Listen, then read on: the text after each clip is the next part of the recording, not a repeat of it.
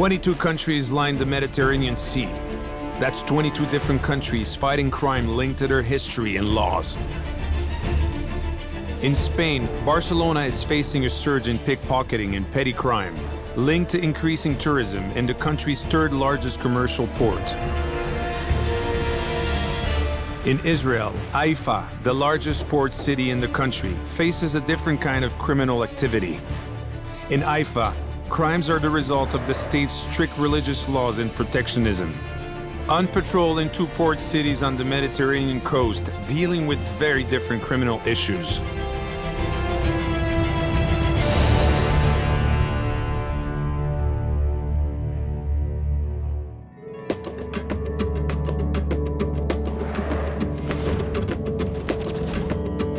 Barcelona, the second largest city in Spain and capital of Catalonia.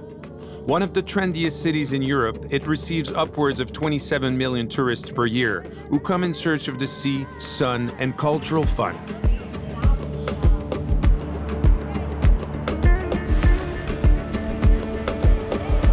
Las Ramblas is the city's most famous street and a tourist magnet. Here, the money is pouring in. But just a stone's throw away, you come to El Raval, a working-class neighborhood. Barcelona has a large tourist and commercial port. An immense number of people and products flow in and out. It's no wonder the city attracts petty crime.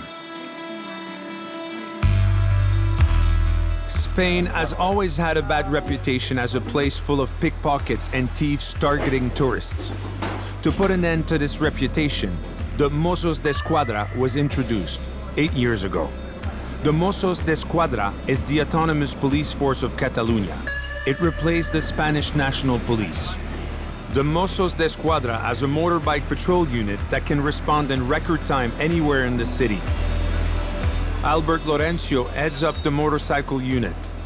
Albert joined the police 16 years ago and has been in charge of this squadron for 2 years. He's got 16 bikers under his command who constantly patrol the city's streets.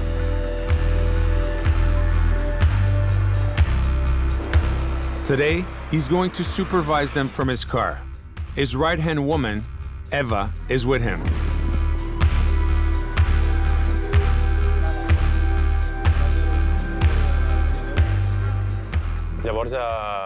Here in Barcelona, we see a very specific type of crime at the beginning of the summer. It's not really dangerous, but, well, for example, we see people on motorbikes and mopeds puncturing car tires while they're at red lights, especially cars with foreign license plates.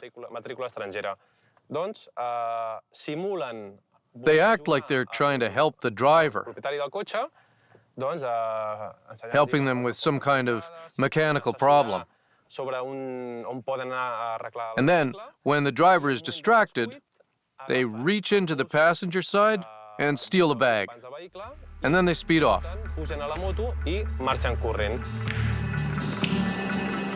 Thieves adapt throughout the day depending on what the tourists are doing.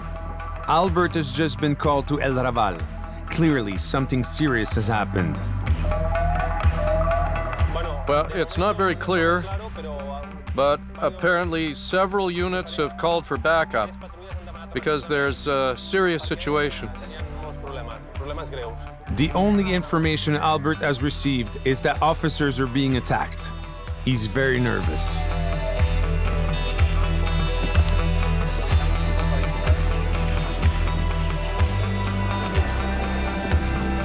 Backup officers had cordoned off the area in a matter of minutes. Albert centralizes the information.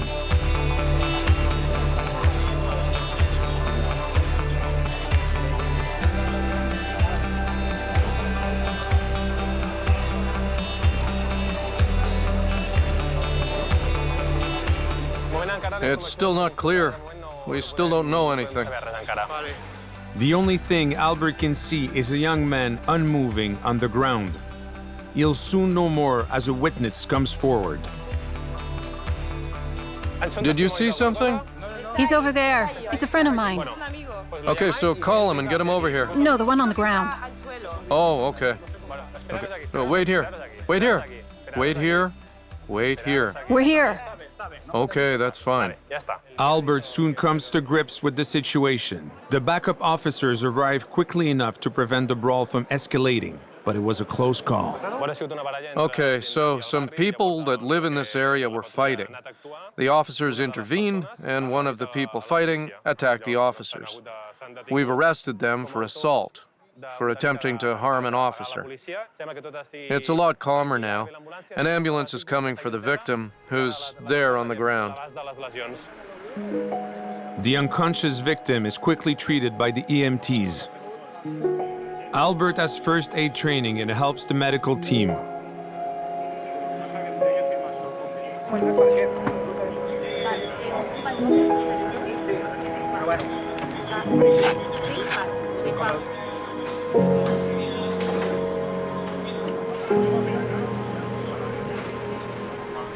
Thankfully, the teen on the ground is going to be okay.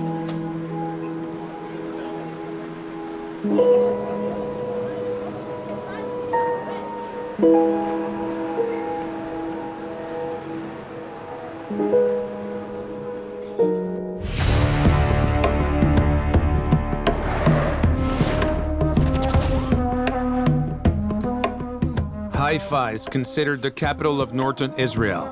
Its port is the largest in the country and sees 26 million tons of freight pass through it each year. The city's economy attracts people from all over the world, but they also come for the weather. Haifa boasts some of the most beautiful beaches in the world. Just like the city, the police force is made up of people from all backgrounds and religions. The central police station is located in the city's industrial zone. Like every other morning, the units are being debriefed about the day. Bahia has been an officer for 10 years and is the captain of this unit. Unit 416, Tomer and Israel. Tomer, stay in the upper part of town. You have to go and see a person who claims they've been threatened. So go and take their statement and make sure everything's okay. Like he does at the beginning of every patrol, Bahia checks out his weaponry. The state of Israel is constantly under threat of terrorist attack. Bahia has to carry a weapon of war so he can respond to anything thrown at him. There are emergency situations that we have to deal with that are part of everyday life here in Israel. And there are also completely unexpected situations that arise, so it's better to be carrying an M16. Today, Bahia is alone in his vehicle. As the unit's leader, he coordinates all the patrol units on duty in the city from his car.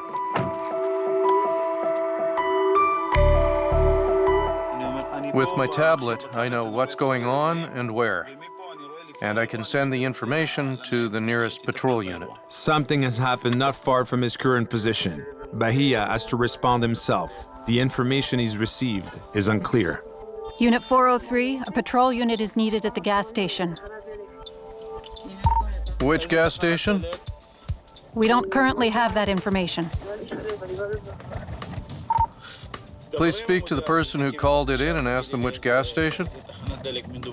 There's been a robbery at a service station. Bahia doesn't know anything else and has to get to the scene quickly. Yet, he doesn't use his siren. It's not an emergency. If someone's life was in danger or if it was a terrorist attack or something like that, I would turn on my siren and speed to the scene.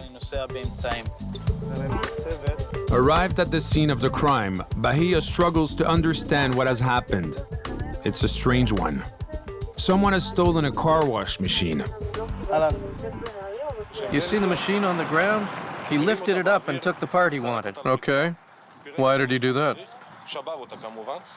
Because he wanted the part. And this machine belongs to you? Of course it belongs to me. Okay, I'm just asking. It's clear that an individual came with a digger to take the part and destroyed everything else. The victim knows the man. He's just called him, but he's denying it was him. He said it wasn't him. But look, we've got cameras. We filmed it. Can you see it on the tapes? Can you see everything? Of course. Bahia will watch the footage from the surveillance camera so he can get a better idea of what happened here. Upstairs, he asks the owner to show him the footage. Once he sees it, he understands what happened. The car wash station was out of order, in ruins even. The man with the digger came and salvaged parts. While watching the surveillance footage, Bahia learns that the suspect has returned to the scene of the crime. To prevent the fight from breaking out, he heads downstairs as quickly as he can.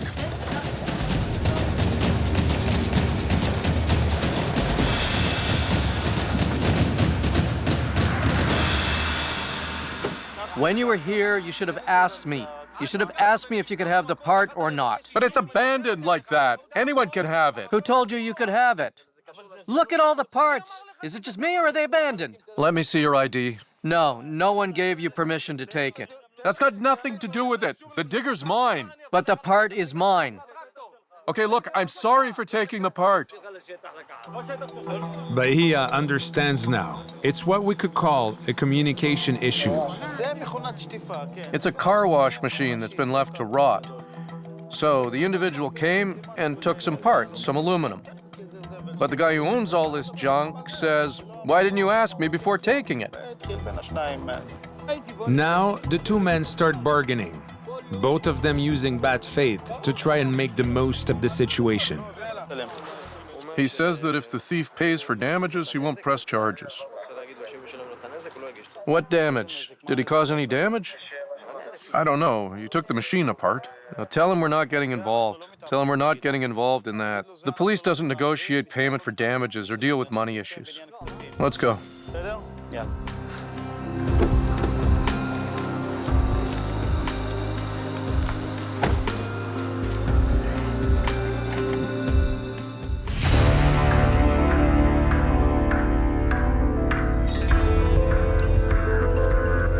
It's early summer in Barcelona, and the top priority for the Mossos d'Esquadra is keeping tourists safe.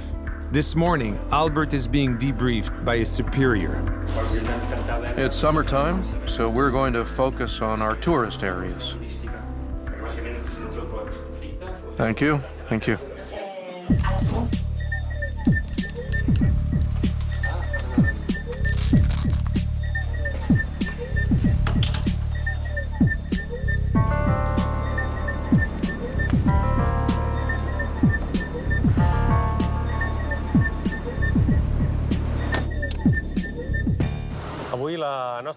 Today we're going on patrol in Barceloneta.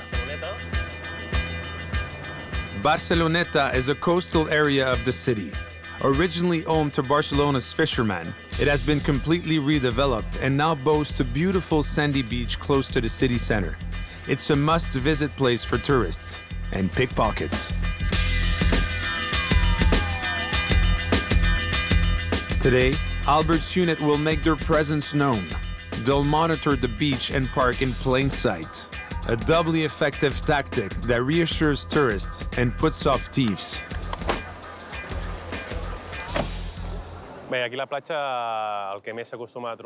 One day we caught a particularly tricky thief. He would set up his towel beside his chosen victim and then steal their personal belongings using a wire. But no one ever noticed they were being robbed. So it took us a long time to find him. But after many reports by victims and plenty of witness statements, we finally got him in the end. Albert and Eva move on after a few minutes.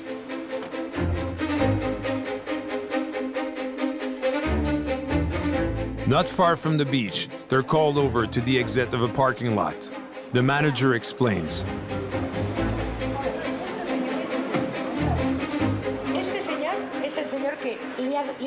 A man scratched their car.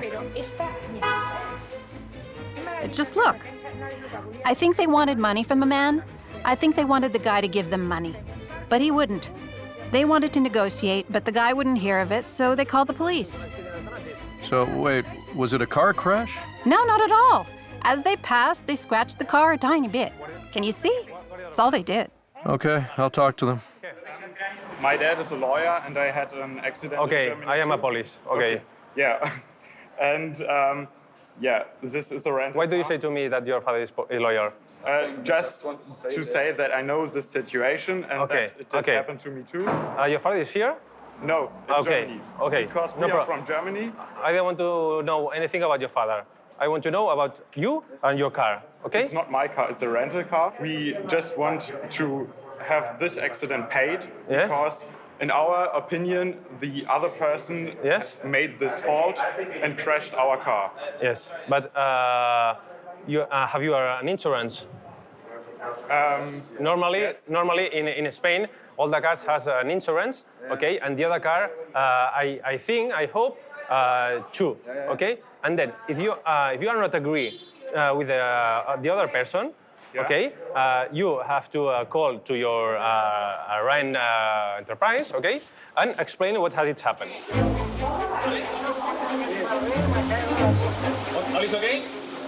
In fact, procedures are different in Germany and in Catalonia. Here, you don't call the police for a little problem like that. Most of the time, these situations solve themselves. El que passa que aquí els nois d'aquests The problem is that these boys are foreign. They don't understand the rules here in Catalonia, a Catalunya. so we have to explain them. Explicar, a vegades no els Sometimes they don't understand, no volen entendre, sometimes they don't want to understand. ho han entès, But here, they understood. s'han citat d'aquí 2 hores So they're meeting with the appropriate person in 2 hours to file a report. del que ha passat.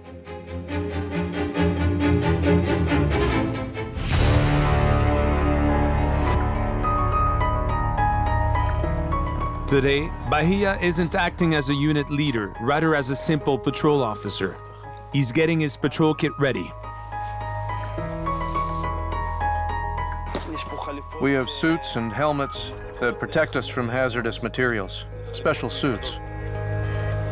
Bahia carries all the equipment he may need for an operation in his sector in the trunk of his car, including everything he'd need to create a roadblock to prevent terrorists from entering. It's a spike strip for a roadblock. With him today, Hanun, a 27-year-old Christian Israeli Arab. They know each other well and share a common factor. Neither of them is Jewish.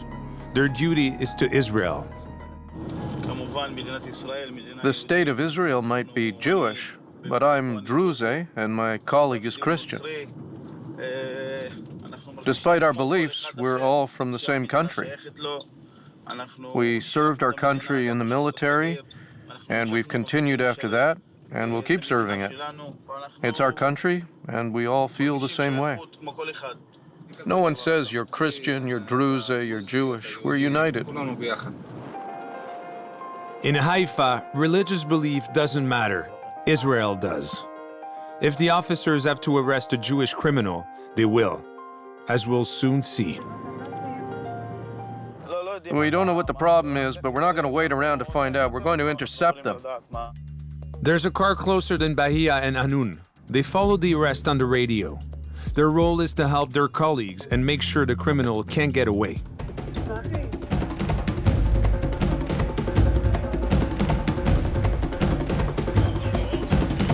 The first team arrives on the scene and quickly arrests the suspect. The man is a well-known burglar. Bahia's almost here. In the meantime, the patrol officers search the criminal's possessions. His only belongings are a few bits in a plastic bag and an old bike. The patrol unit takes the man to the station. This man steals things all the time. He goes into houses and steals things. He's a thief. Every day, he steals. I'm here, Avi. Rami, is everything okay? How are you? Oh yeah? We searched his bag. The man is clearly a kleptomaniac. He needs to steal, and despite having already been in trouble for his actions, he can't help himself. Come on, we'll get in the other side. This way. Come on.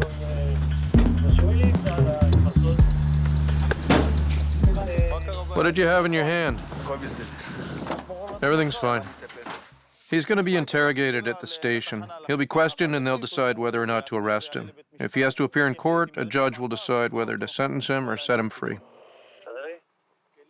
Just warn him and do what you have to. Bye. The man will be taken to the station by the first unit on the scene. But with his record, he'll probably be jailed right away. The man we arrested earlier, Rami, he's at the station now with the other team. Look what we found on him, in his bag. The bag he had with him. They're tools. This is a typical burglar's toolkit. With these tools, they can break in anywhere. Bahia and Anun's patrol continues. Their mission, make sure there are no fires in vulnerable areas. That area went up in flames 2 weeks ago. All the trees are scorched there. 2 weeks ago, a series of arson attacks devastated the city. Terrorists took advantage of the city's dry spell and windy temperature and started several fires simultaneously. The fires encircled the city and led to the evacuation of close to 75,000 residents. The country is on maximum alert. The wind wasn't responsible for most of the fires. They were started by criminals. The police closed off the city to ensure the arsonists couldn't get away. A few days ago, they managed to arrest one who hit the police roadblock. No, wait! Don't shoot! Don't shoot! Don't shoot!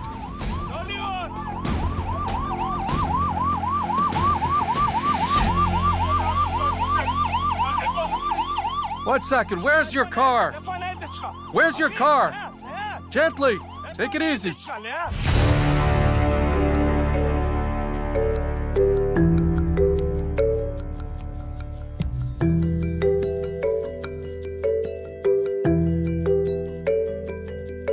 We're back in Barcelona, in the areas most popular with tourists.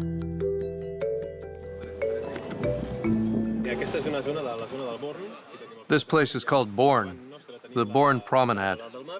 That's the Cathedral del Mar there in front of us. There are lots of bars and restaurants here, pizzerias, that kind of thing. It gets really busy around 9 or 10 p.m. A lot of bags get snatched around here.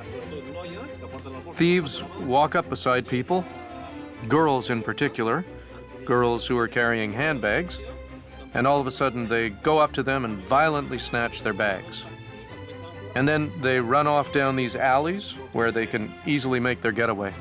Another favorite hunting ground for pickpockets is the metro. Here, there are no officers on bikes and no officers in uniform, just 2 undercover armed officers. Their mission is to spot pickpockets and arrest them.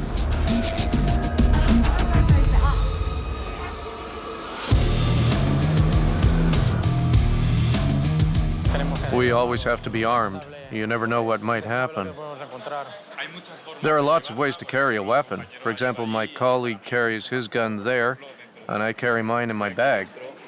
I've got a telescopic baton in there as well, just in case. The undercover officers travel between the metro stations most used by tourists. Pickpockets take advantage of crowds to steal wallets, cell phones, and cameras.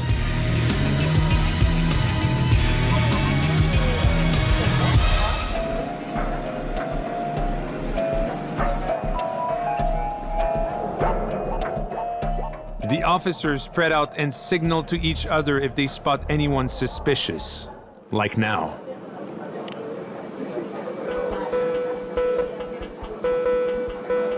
The man in orange shorts is acting strange.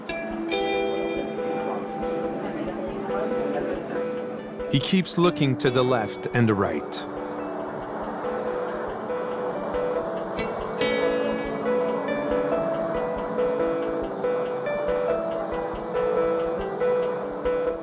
They follow the suspect who fits the profile of a pickpocket. But a few minutes later, they realized they were wrong. In general, pickpockets don't really take care of their appearance. They'll be wearing scruffy clothes. That's what caught our attention. Still within the metro, the officers come across a man they've seen many times before. They're going to check he's not carrying any stolen materials. Well, what's in the bag? Flip-flops. Just flip-flops, that's all. Can you come over here, please?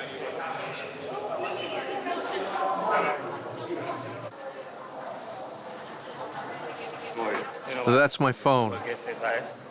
Oh, no, not that one. This one is mine. It's the same as mine, you see? And whose is this one? I got it for my son. It's a different brand. Mine's this one. Yeah, it's old, but they both work? But this one has a card. No, that's all I have. Okay, you don't have anything else on you? All right, thanks. It was just a guy who was hanging around there. We checked him. He's often begging for money and other stuff. We always check to try to see if it's their phone, because often they're stolen. They could have gotten them illegally. So we check if the phone works. Sometimes we turn it off and on again, so they have to put the code in. That's what we normally do. The Metro Patrol unit hasn't caught anyone today, but since its introduction, the number of pickpockets has reduced.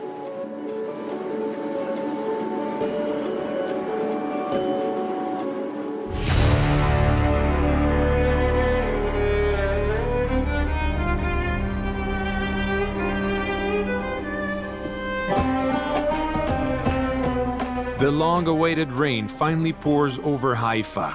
It will soak into the ground and prevent any further terrorist fires. It's going to be a long, wet day.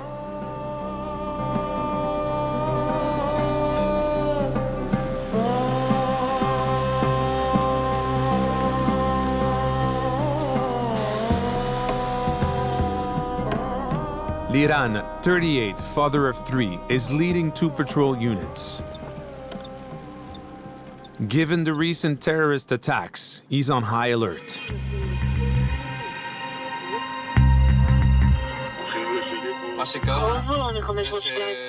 There have been shots fired, and there are people fleeing the scene. Shots were heard a few blocks from here, close to a shopping mall.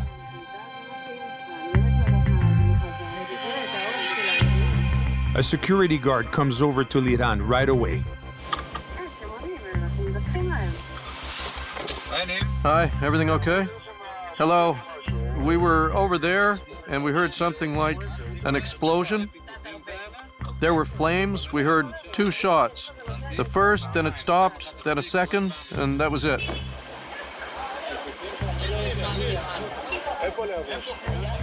This area is closed. Liran collects witness statements from the mall's employees. We work here at Hyundai. That's why we were here. We were talking, we just finished work, and then that happened. It turns out a power pole exploded. Everything's fine, no one's injured, no gunshots. We received a call about gunfire. People around here ran for cover because they thought there was gunfire. But after we looked around, it turned out that a power pole had exploded. The gunshots, the power pole explosion, they were the same thing. We spoke to the caller. The fire and ambulance services were here, but there were no injuries. The electricity company will come out and take over. People are shaken, but at least there are no injuries. In Haifa, the recent arson attacks have left the population tense. Thankfully, things are getting back to normal quickly. Given the security situation in the country right now, whenever there's a noise, even firecrackers, people think, or rather they imagine, that it's gunfire. And they panic. They call the police, the fire department, and the ambulance service. Israel has been at war with neighboring Arab states and in particular with Palestine since its creation in 1948. To increase military numbers, military service is mandatory in Israel. 3 years for men, 2 years for women, from age 18.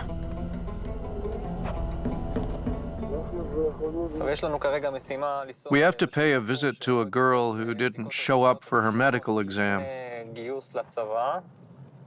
It's part of the enrollment procedure for her military service. In Israel, avoiding military service is a criminal offense. They first have to attend a medical exam when they're 16. If they still haven't had their medical by age 17, official procedures are initiated against the teen. Liran is a police instructor and is used to these kinds of situations. He knows exactly what to say to this minor. It's 8:30 p.m. The teen should be at her parents' house. Good evening. Sorry to disturb you. Is Bar here? I'm Bar. How are you? Fine, thanks. Nice to meet you. I'm Liran. Are you her father? Yes. She was supposed to attend her medical at the Army Recruitment Center. Well, she'll go tomorrow. This is an arrest warrant, okay? I'm just showing you. Okay. We're not arresting you. We're not the military police. We're giving you an invite for tomorrow, okay? We're counting on you to show up and wishing you luck with your military service. So we can count on you, right? The father clearly knows what's going on. He's been reminded about his daughter's duty to undertake military service, but he doesn't want to talk about it. What time will you be there tomorrow? 10 a.m., is that okay? Yeah, that's fine. That's great. Good evening, then. Good luck. Bye. Liran is confident. They reacted calmly. He's giving her one last chance and counting on her patriotism.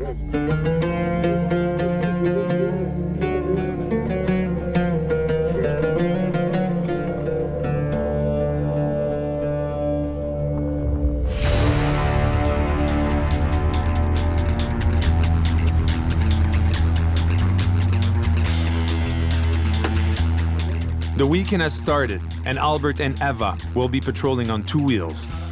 Petty crime will be on the rise, and they have to be able to respond as quickly as possible.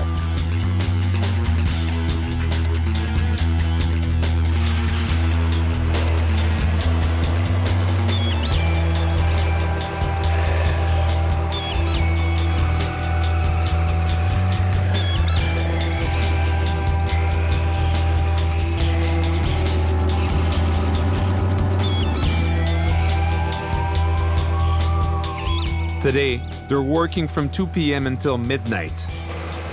Their first mission, Barcelona prison. One of the inmates is suspected of carrying illegal substances. As there are no female guards at the prison, Eva will have to search the woman.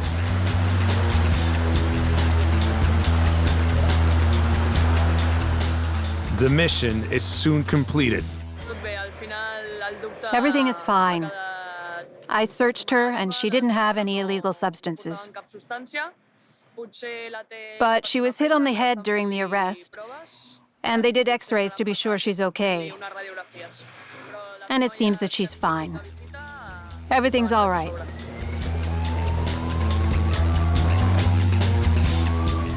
Traveling around Barcelona on 2 wheels is the best way for them to quickly get from place to place. The roads in Barcelona are some of the busiest in Europe. Albert's unit is especially effective at responding to emergency calls in the Catalan capital. Foxes are quick, cautious animals. And when they have to act, they act fast. Just like these bikers. I really like leading this group. They're a great bunch of people who do a great job. The motorbike unit is about to prove how effective it is. Albert has just been called to Barceloneta, where there's been a robbery.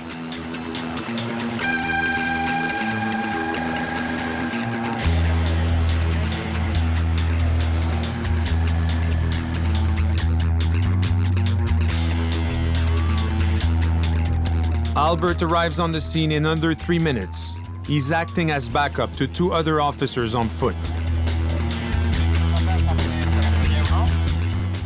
The thief is on the ground. Witnesses have immobilized him.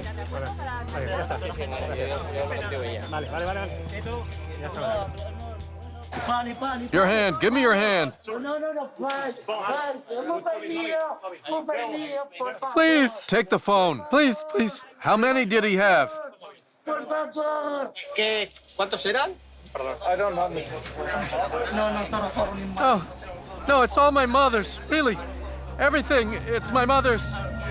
It's not mine, it's my mother's. It's all my mother's. Eva takes the victim to one side to take his statement. A 6'2" Dutchman that wouldn't let him get away with it. He's strong and angry. He's the one that held the thief down. So he was defending this guy. So that's why. You see me? Where's my necklace? It was my necklace was ripped down on my throat. It was a cross, so they ripped it off me. So we hunt him and get him. And it was three guys. Three guys against you. Okay. No, it was coming around like this. Rip it off. Okay. So, Be quiet, mister. Be quiet, okay? Yeah, We are okay. We are working. He's arrested, okay? It's your work. Yes, perfect. Thank you. Are you okay? Yes. We have called ambulance to assist. No, Yes. not for me, but for him. I didn't take anything. I didn't take nothing. I didn't take anything. You shut up. A simple identity check reveals that the thief already has a record for similar offenses. For the time being, everything's under control. We have one suspect who was involved in the crime, and there were two others, but they got away.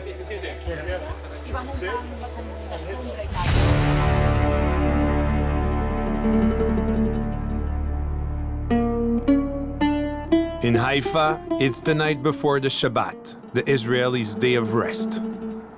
Tonight, the city's residents are out in force. Restaurants, nightclubs, and bars. But they also head out to illegal establishments.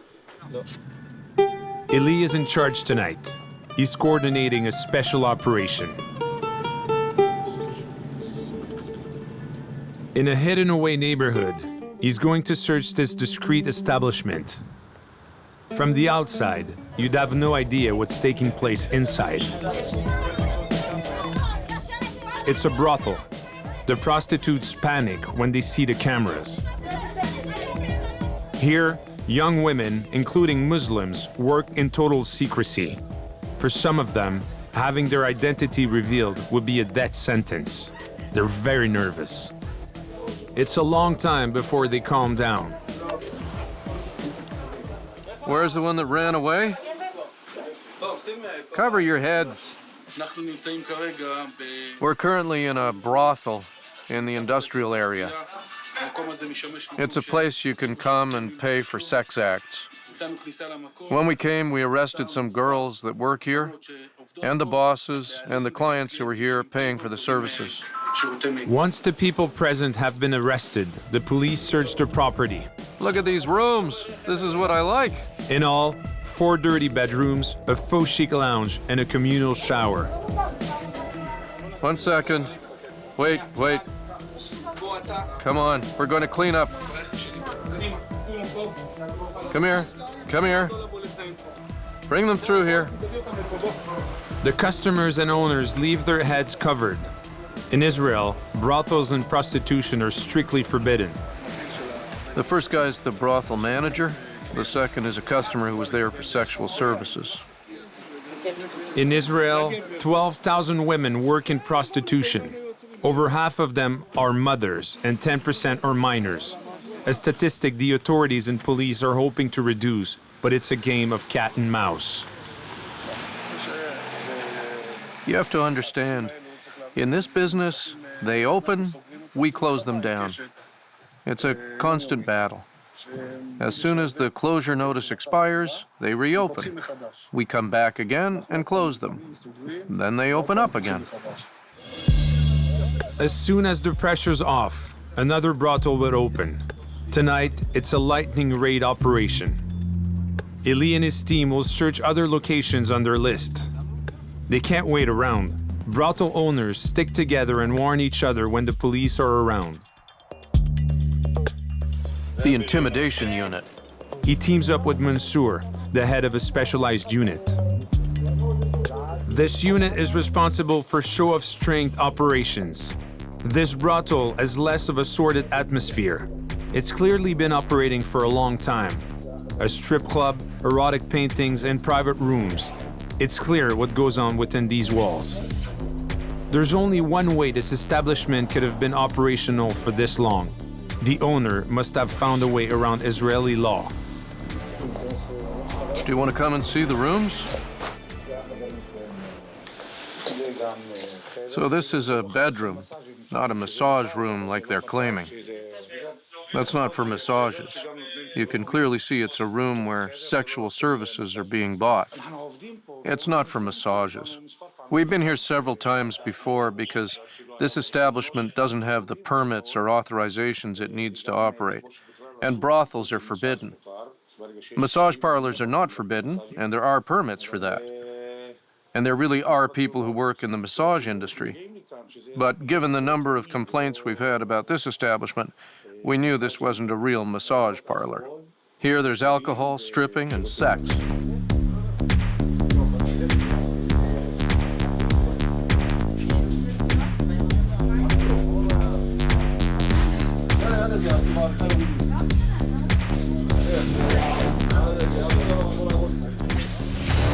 It's time for the officers to take the thief to the station.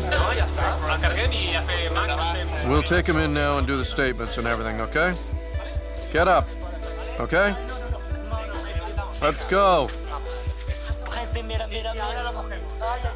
Come on. It's not a circus here. Get in.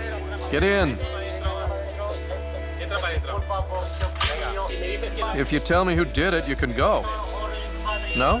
Okay, take him in.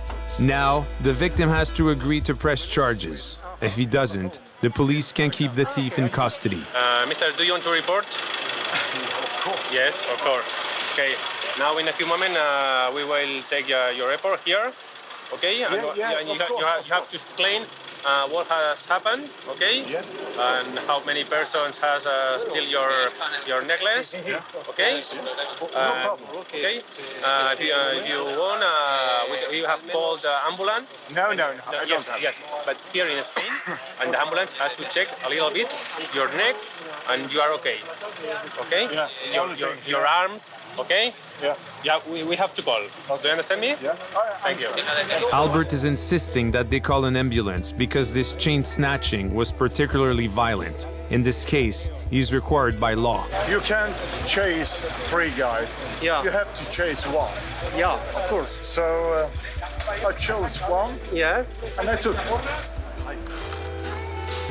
When the Dutchman jumped on the thief, the 2 others turned on him and hit him with this iron bar. But the man didn't let go.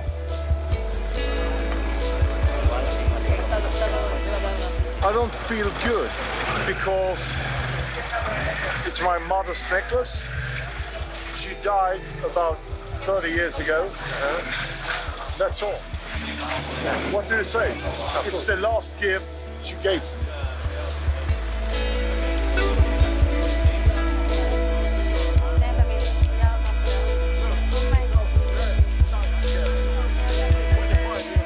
Albert sends his 2-wheeled units down the neighboring streets to try and find the other 2 thieves.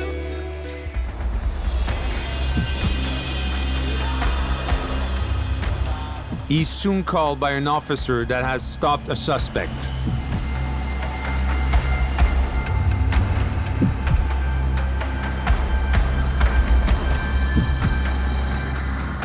When he saw the police, he fled through a door in an alley. The unit stopped him to see if he's one of the thieves.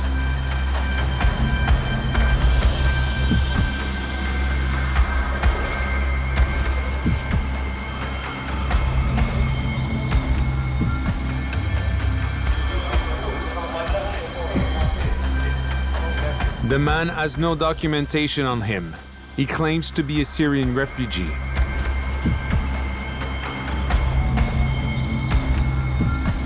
It's not one of the thieves. The officers let him go.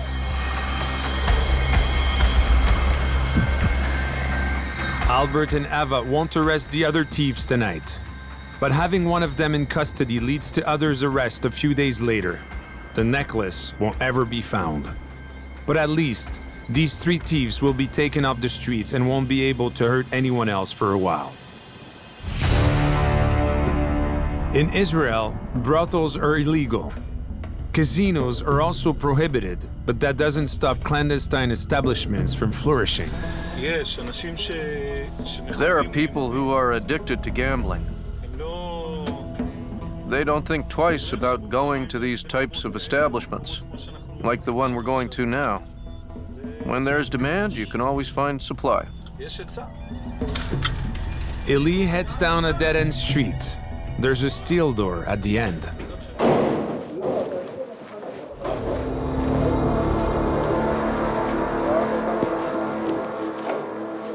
Open the door!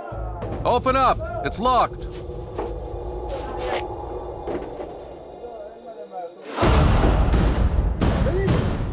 Inside, there's a room that looks like an office. Come on, stop what you're doing. Turn on the lights. This woman is so devastated to be caught here. They've uncovered an illegal casino. Bring her a glass of water. She knows she's been caught gambling, red-handed. She could be facing up to a year's jail time. Take all the cameras down. Here, they gamble on computers. There's a cashier who takes bets and gives out winnings. Mansour, head of the intimidation unit, seizes all the IT equipment and cameras. The police find a hard drive in the suspended ceiling. It's a DVR. It films everyone who comes in and out. It'll be great courtroom evidence against the manager of this establishment.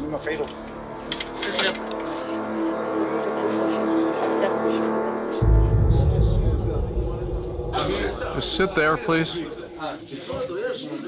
Several minutes have passed, but the woman still hasn't calmed down. She's not even in serious trouble. She'll only be slapped with a fine. The owners are taken into custody. Police operations primarily target them, not the customers. Okay, let's get everything together. Take everything and collect the money. Similarly to the brothels, illicit casino owners warn each other about the police. So they have to raid establishments quickly.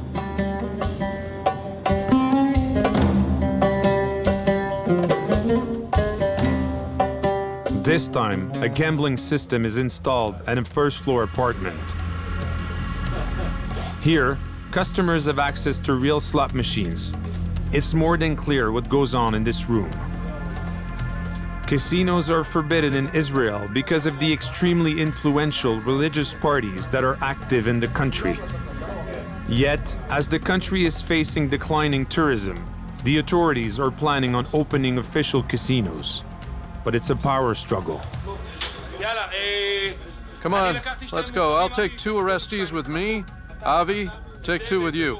You and you 2 are coming with me. We're fighting against the managers, not the gamblers. The gamblers get a warning. We take them in, we question them, remind them gambling is forbidden, but our daily fight is against those running the casinos. Here, business is clearly booming, and the money is flowing illegally and out of the state's hands. It's a lot of money. They can make thousands, millions even. It's not a one-night operation. A place like this is a day-to-day operation. We came out early, in the middle of the night. You saw how many computers there were, and they were all being used. We chose to shut the establishment down early, so there weren't that many clients. If you come here around 2 or 3 a.m., the parking lot will be full. The police acted before the influx of gamblers. They're not out to get the gamblers, just the people profiting from their addiction. It's time to go home. For Eli, these are essential operations. You know, they tried to introduce a bill to legalize casinos, to develop tourism in Eilat. If one day a casino is built in Eilat, there will be strict rules in place for Israelis. The amount of time they can visit and the opening hours will be restricted, as will the amount they can bet. On the other hand, there'll be no restrictions for tourists. Legalizing casinos isn't something that will be voted in tomorrow. For the time being, the religious parties won't let that happen. On both sides of the Mediterranean, the police patrols and acts. In Barcelona, the two-wheeled patrol unit is successfully reducing petty crime statistics. In Haifa, different police units work together to ensure the city's safety. In these two cities that border the Mediterranean, patrol units are essential in upholding the law.